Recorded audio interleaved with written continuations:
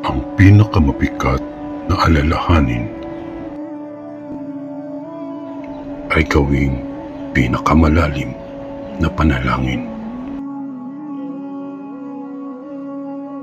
Sapagkat katotohanan sa bawat hirap ay may dalang ginhawa. Katotohanan sa bawat hirap ay may dalang ginhawa.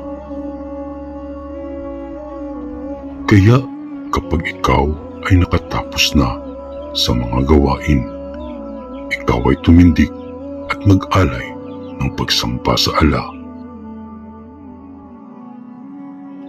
At sa iyong Panginoon, ituon mo ang iyong pag-asa.